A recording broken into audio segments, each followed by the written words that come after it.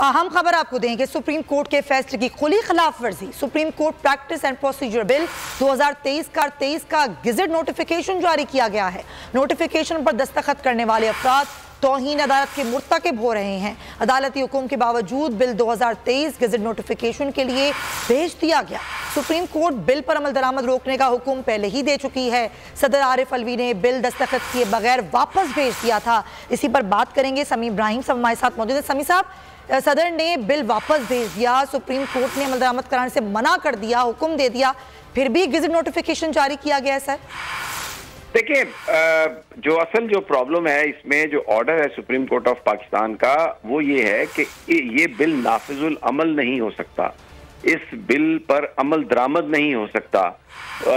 और ये जो सुप्रीम अभी जो कौमी असम्बली ने जो उनके जो सेक्रेटेरिएट से जो चीज जारी हुई है उसमें ये लिखा हुआ है कि ये बिल नाफिजुल अमल हो चुका है। ये जो वर्ड है नाफिजुल अमल होने वाला, ये बिल्कुल गलत है। ये सुप्रीम कोर्ट के फैसले की खुली खिलाफ वर्जी है और जो कोई भी ये कर रहा है वो तौहीन अदालत का मुर्तकिब होगा, क्योंकि अदालत बड़ी वजाहत से ये बात अपने फैसले में इसमें अदालत का बेंच कर चुका है। 2 मई इसकी अगली डेट है कि जब तक इसके जो तमाम जो शिके हैं उसका जायजा ना ले लिया जाए उस वक्त तक इस पर अमल दरामद नहीं किया जा सकता। और बड़ी वजाहत से है कि भले इस पे अगर सदर मुमलिकत दस्तखत भी कर दें तो भी इस पर अमल दरामद नहीं हो सकता। तो अगर मैं कहता हूं कि अगर आप इसको अगर आप नोटिफाई भी आप करना चाहते हैं, लेकिन इस पर ये जो कहना है ये गुमराह कुन है ये कौमी असम्बली सेक्रेटेरिएट का कि ये बिल नाफिजुल अमल हो चुका है। नाफिजुल अमल के मुताबिक तो ये है कि फिर अभी जो है उसके मुताबिक सुप्रीम कोर्ट के अंदर कार्रवाई शुरू कर दी जाए। ऐसा नहीं हो सकता। अब हुकूमत ये चाहती है, बेसिकली हुकूमत की प्लानिंग ये है, ये फड्डा डालना चाहते हैं। और इन्होंने कल भी जो अंडरटेकिंग दी थी कि जी हुकूमती और पीटीआई में मुज़ाकरात शुरू हो रहे हैं, वो भी भाग गए हैं बिल्कुल फौरन। जब टाइम गुजरा, फैसला कल की समाअत का आया तो उसके बाद मौलाना फजलुर रहमान और बिलावल भुट्टो की प्रेस कॉन्फ्रेंस बिल्कुल मुख्तलिफ थी। तो ये अभी हो सकता है इनके कोई प्लान हो, इनके कोई हुकूमत के और कौमी असम्बली के स्पीकर साहब के कोई ईवल डिजाइन हो सकता है ये कोई कार्रवाई 1996-97 वाली जैसे हुई थी उस तरह करने की कोशिश करें। ये कहना कि ये बिल नाफिजुल अमल हो चुका है, इससे तो ये नजर आ रहा है कि इसके मुताबिक फिर सुप्रीम कोर्ट के अंदर जो है वो काम शुरू कर दिया जाए, हुकूमत ये कह रही है। और ये कौमी असम्बली की तरफ से इन्होंने ये नोटिफाई करवाया, जबकि सुप्रीम कोर्ट का 3 मेंबर बेंच जो है चीफ जस्टिस की सरबराही में ये फैसला दे चुका है कि इस पर अमल दरामद नहीं हो सकता। तो जो भी ऑफिसर इस पर अमल दरामद की बात करेगा वो तौहीन अदालत का मुर्तकिब होगा।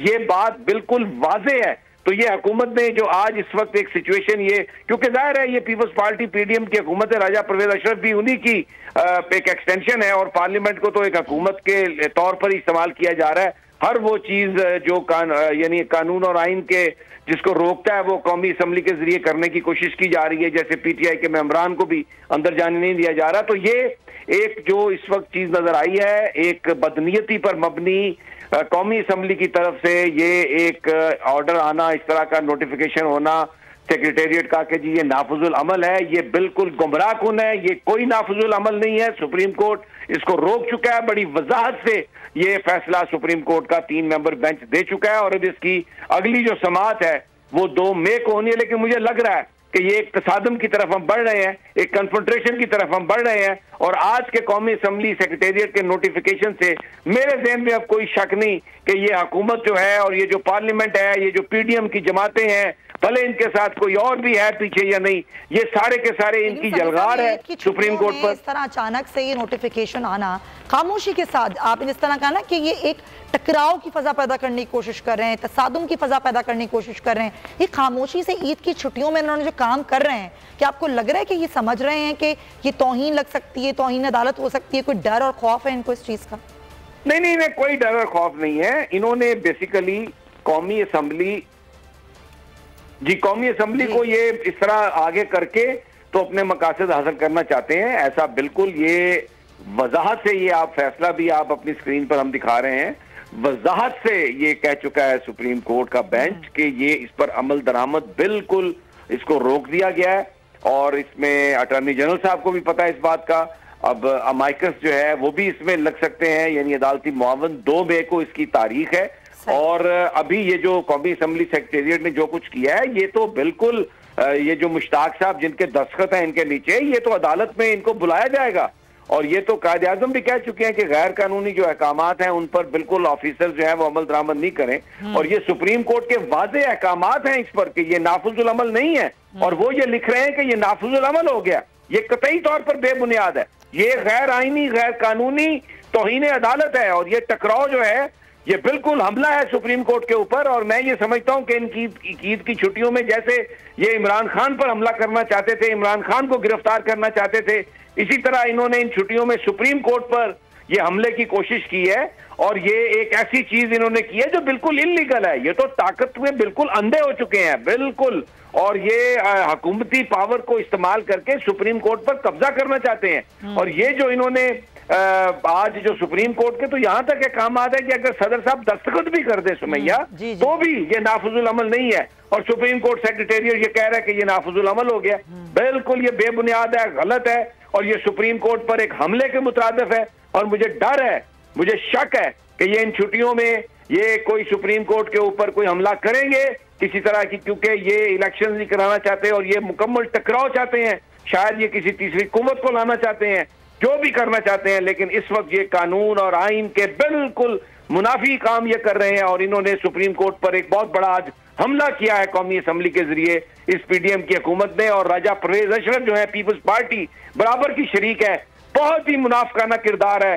बिलावल कुछ कहता है, जरदारी कुछ कहता है, फिर मौलाना फजलुर रहमान कुछ कहता है। और ये एक मुनाफिकत जो है ये on the part of government and part of the कौमी असम्बली, ये अपने अरूज पर है इस वक्त। बिल्कुल आप सही कह रहे हैं समीर इब्राहिम साहब, thank you so much for your time. हवाए नफ्स की है हुक्मरानी, लुटेरा कर रहा है पासबानी। बोल न्यूज के मार्केटिंग हेड आकाश राम ताहा लापता, तफ्तीशी इदारे जवाब देने से कासिर।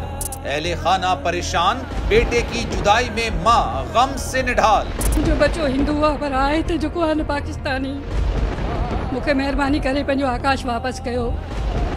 हुकूमत से बेकसूर और मुहिब्बे वतन बेटे की बाजियाबी के लिए फरियाद। आकाश राम के अगवा के खिलाफ अहले खाना की जानिब से सुप्रीम कोर्ट में दरख्वास्त दायर। सुप्रीम कोर्ट के चीफ जस्टिस उमर अता बंदियाल से आकाश राम के अहले खाना की जल्द समाअत की इस्तदा। मुश्किल की इस घड़ी में आलमी मीडिया ने भी उठाई आवाज। CNN, आज तक, इंडिया टुडे, टाइम्स नाउ समेत आलमी मीडिया ने आकाश राम के अगवा के खिलाफ दिया बोल का साथ। उफ क्या जुल्म है, बोल इंसाफ का मुंतजिर। सब्सक्राइब करें और बेल दबाएं ताकि कोई खबर रह न जाए।